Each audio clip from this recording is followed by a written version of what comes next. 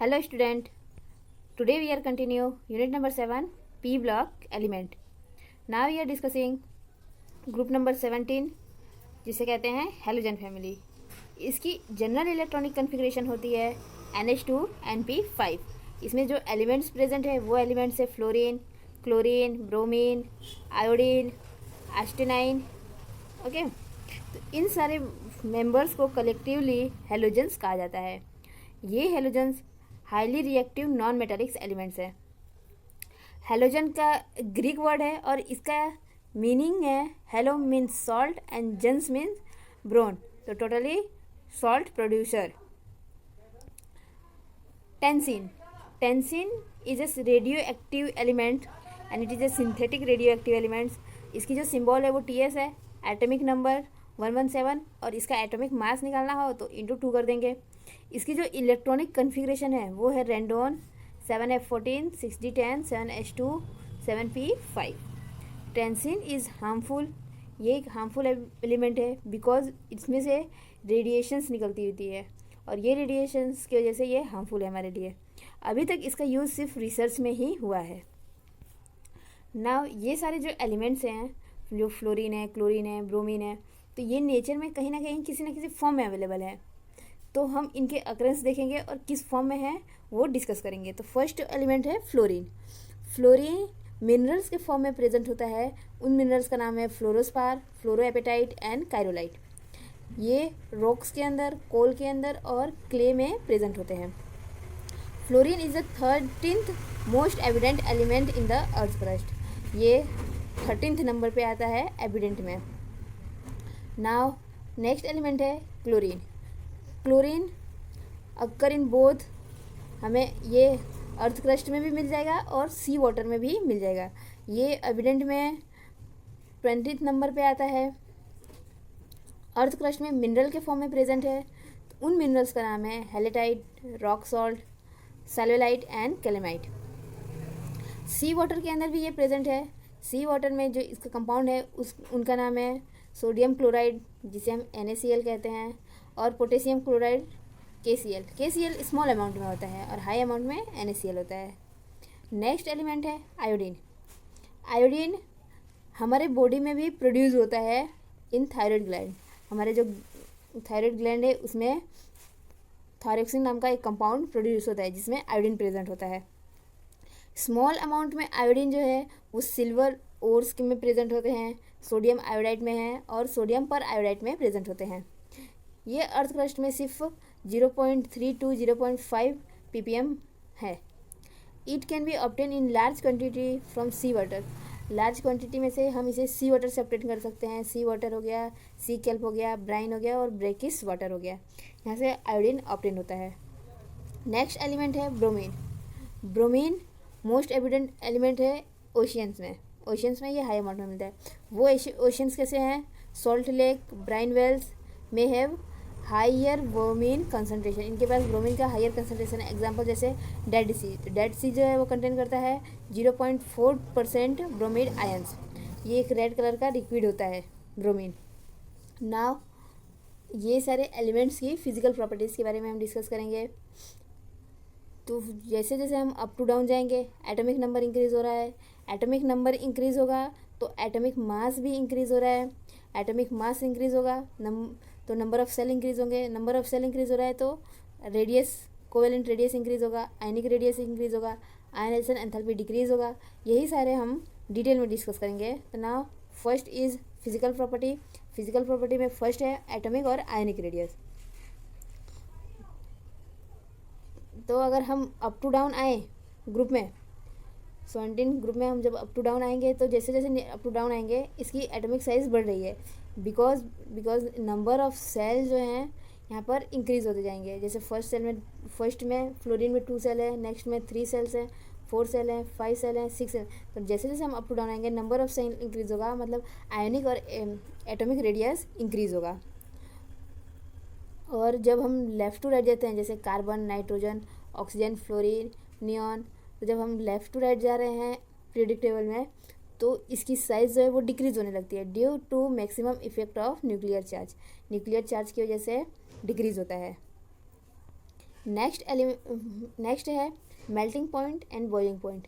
Melting point और boiling point जब हम अप टू डाउन जाएंगे तो मेल्टिंग पॉइंट और बॉइलिंग पॉइंट इंक्रीज होगा because of van der Waals force between the molecules के बीच में वेंडर वॉल फोर्स होता है, और ये वेंडर वॉल फोर्स की वजह से इनकी मेल्टिंग पॉइंट और बॉइलिंग पॉइंट हाई होती है। जैसे अगर हमने देखा है फ्लोरीन क्लोरीन है, तो ये दोनों गैसेस फॉर्म में हैं, इनका वेंडर वॉल फोर्स और इंक्रीज़ हुआ तो ब्रोमीन आएगा लिक्विड में। नेक्स्ट आयोडीन और एस्टेनाइन जो है वो ये सॉलिड्स में एक्सेस करते हैं, तो गैसेस से यहाँ सॉलिड में कन्वर्ट हुआ। तो अप टू डाउन आने में क्या मेल्टिंग पॉइंट और बॉइलिंग पॉइंट इंक्रीज हुआ because vendor Waals force is increase. Ionisation enthalpy. Ionisation enthalpy क्या होता है? टेंडेंसी टू रिमूव इलेक्ट्रॉन्स, और उसमें हमें जितनी एनर्जी लगती है वो एनर्जी होती है आयोनाइजेशन एंथैल्पी।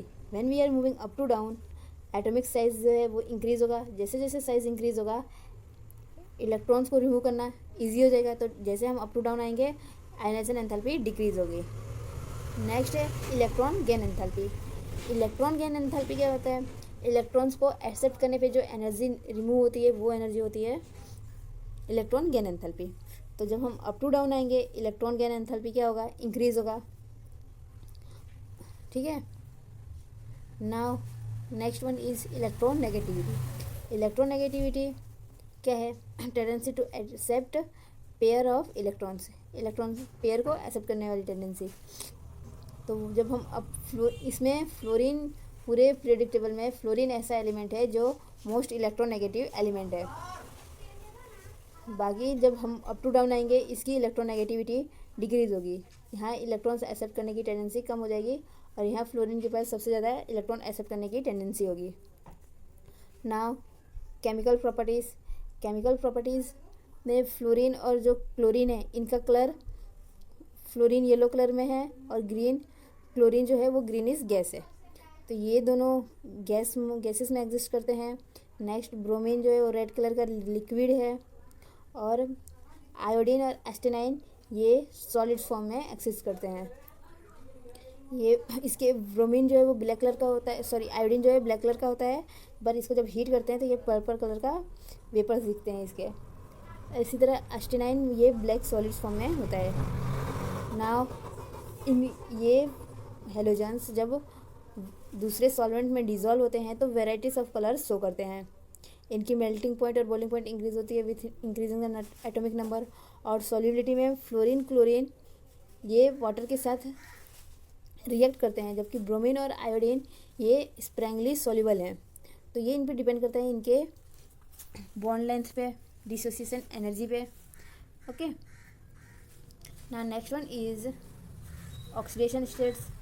ऑक्सीडेशन स्टेट में फ्लोरीन जो है वो only one oxidation state show करता है -1, लेकिन दूसरे जो एलिमेंट्स है जैसे क्लोरीन ब्रोमीन आयोडीन ये सब -1 ऑक्सीडेशन स्टेट तो शो करते हैं। इनके साथ साथ +1 +3 +5 +7 ऑक्सीडेशन स्टेट्स भी शो करते हैं, because they have D orbital, क्योंकि इनके पास डी ऑर्बिटल और फ्लोरीन के पास डी ऑर्बिटल नहीं है, इसकी वजह से ये ऑक्सीडेशन स्टेट्स शो करते हैं। नाउ जब हेलोजन कंबाइन होते हैं दूसरे स्मॉल और हाईली इलेक्ट्रोनेगेटिव एटम के साथ, तो ये इंटर हेलोजन ऑक्साइड और ऑक्सो एसिड जैसे कंपाउंड्स बनाते हैं। ये हेलोजेंस हाईली रिएक्टिव होते हैं, ये मेटल्स के साथ और नॉन मेटल के साथ रिएक्ट करके हैलाइड्स फॉर्म करते हैं। They react with the reactivity of halogen is decrease when we are moving up to down. जैसे जैसे हम अप टू डाउन आते हैं इनकी रिएक्टिविटी डिक्रीज होने लगती है। Now it shows as a powerful oxidizing property. They readily acceptance of electrons, easily electrons को एक्सेप्ट कर लेते हैं because they have more electronegative.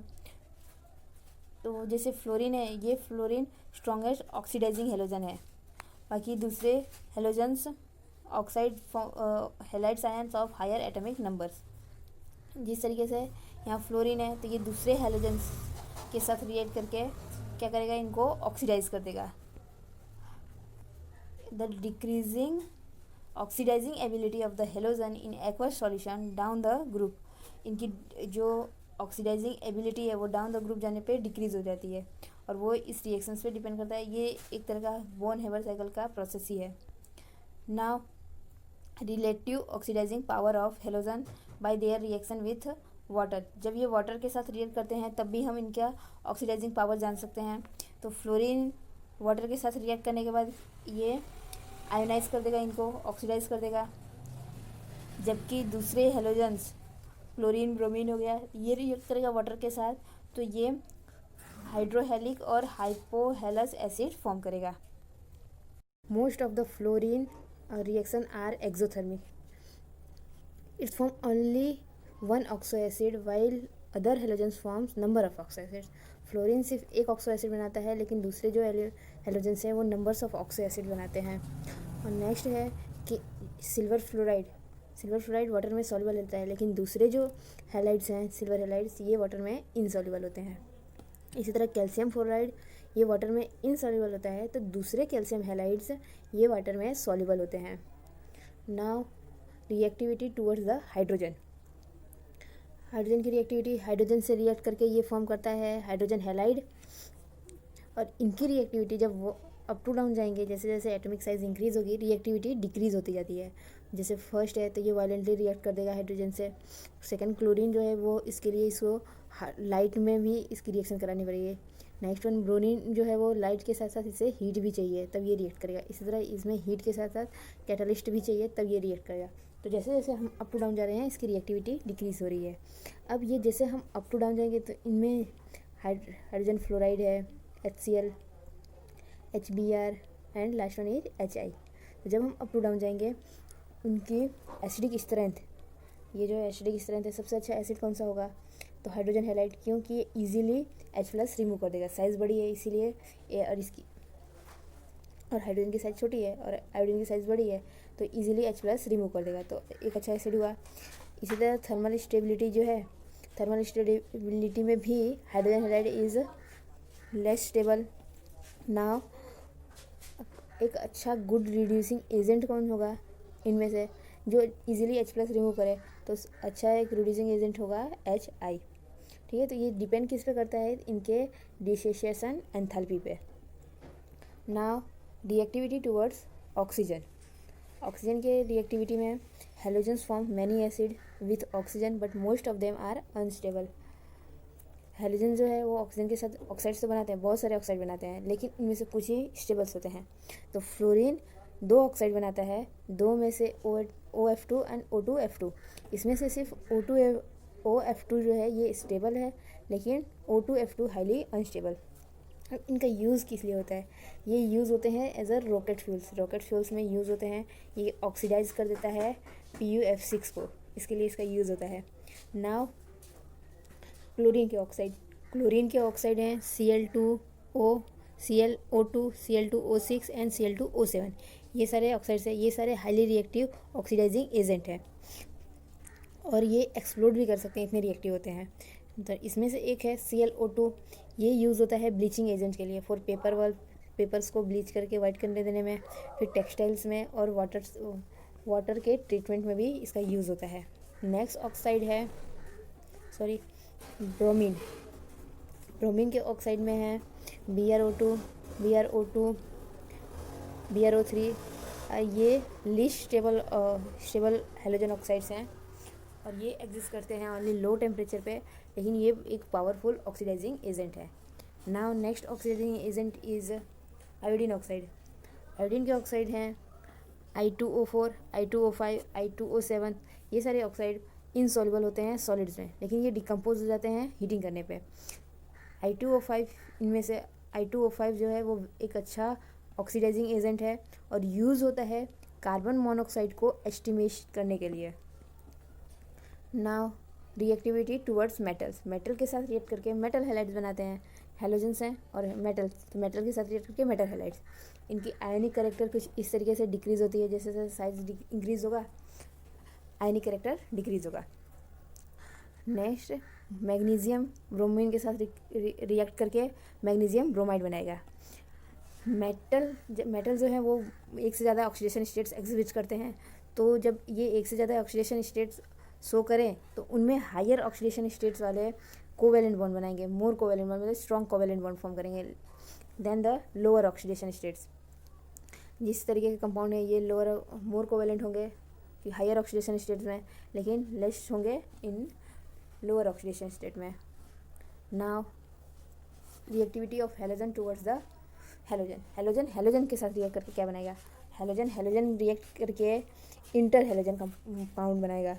इसमें जो एक एक्स है वो लार्जर साइज हैलोजन होगा और दूसरा एक्स स्मॉलर साइज हैलोजन। जैसे अगर फर्स्ट में अगर फ्लोरीन हुआ तो ये दूसरे ब्रोमीन, आयोडीन उनसे रिएक्ट करेगा। तो इस तरीके के दोनों मतलब हैलोजन अलग अलग हैलोजन्स होंगे और ये इस तरीके के अलग अलग कंपाउंड बनाते हैं। XX, X3, XX5, XX7 इस तरीके के कंपाउंड शो करते हैं। इनको कहते हैं इंटर हैलोजन्स।